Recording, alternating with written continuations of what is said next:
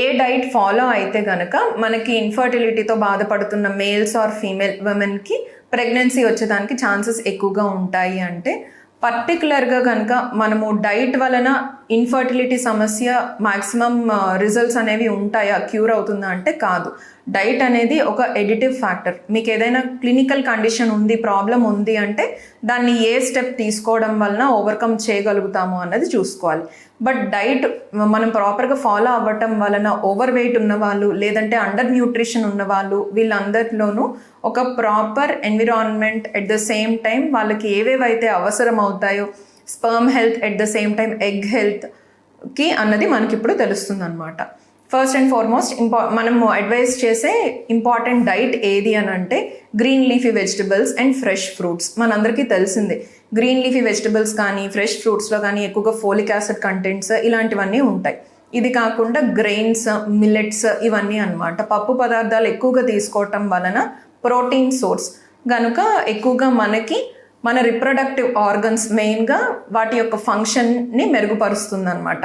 అదే కాకుండా omega 3 fatty acids and antioxidants అని అంటాం. ఇవన్నీ కూడాను ఫ్రెష్ ఫ్రూట్స్లో ఉంటుంది.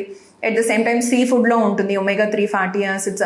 పర్టికులర్గా వాల్నట్స్లో, బాదంలో, అలా కొన్ని నట్స్లో ఉంటుంది, కొన్ని సీడ్స్లో, మనకి గుమ్మడి గింజలు అంటారు అటువంటి సీడ్స్, సన్ఫ్లవర్ సీడ్స్, ఇటువంటివన్నింటిలో కూడాను మనకి ఈ so called omega 3 fatty acids అనేవి ఉంటాయి. యాంటీ ఆక్సిడెంట్స్ కూడాను ఫ్రెష్ ఫ్రూట్స్ అండ్ వెజిటబుల్స్లో ఉంటాయి. ఇదే కాకుండా డైరీ ప్రోడక్ట్స్ ఎక్కువగా మనము లైక్ మిల్క్ ఫుడ్స్ కానీ, లేదు అని అంటే like egg or chicken, protein source ఇదంతా కూడాను ఎక్కువగా ఇంక్లూడ్ చేయాలి డైట్లో. ఎట్ ద సేమ్ టైం ఏది తీసుకోకూడదు అంటే ప్యాక్డ్ ఫుడ్ ఏదైనా కానీ అవాయిడ్ చేస్తే మంచిది. బిస్కెట్స్ కానీ, లేదు చిప్స్, లేదంటే other packed food, frozen food దొరుకుతుంది, like ready to make food అన్నట్టు అవైలబుల్గా ఉంటుంది, అటువంటివన్నీ అవాయిడ్ చేయాలి. ఎక్కువగా రెఫ్రిజిరేటెడ్ ఫుడ్ని అవాయిడ్ చేయాలి. నెక్స్ట్ కార్బోనేటెడ్ డ్రింక్స్, మనకి మల్టిపుల్ కంపెనీస్వి, బ్రాండ్స్వి ఉంటాయి డ్రింక్స్ అనేవి, అవన్నీ కూడా అవాయిడ్ చేయాలి. డీప్ ఫ్రైడ్ ఫుడ్స్, లేదు అంటే బయట ఫాస్ట్ ఫుడ్స్, ఇవన్నీ కూడా అవాయిడ్ చేయాలి. సాధ్యమైనంత వరకు ఏమైనా curries, at the same time water content ఉన్న ఫుడ్స్ కానీ వెజిటబుల్స్ కానీ తీసుకోవటం వలన మనకి బెటర్ రిప్రొడక్టివ్ హెల్త్ అనేది ఉంటుంది.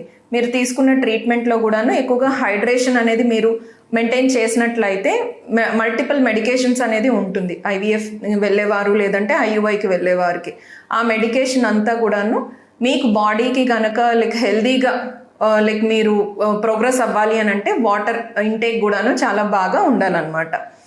ముఖ్యంగా వింటర్ సీజన్స్లో అలాగా ఎక్కువ వాటర్ ఇంటేక్ అనేది తగ్గిస్తూ ఉంటారు.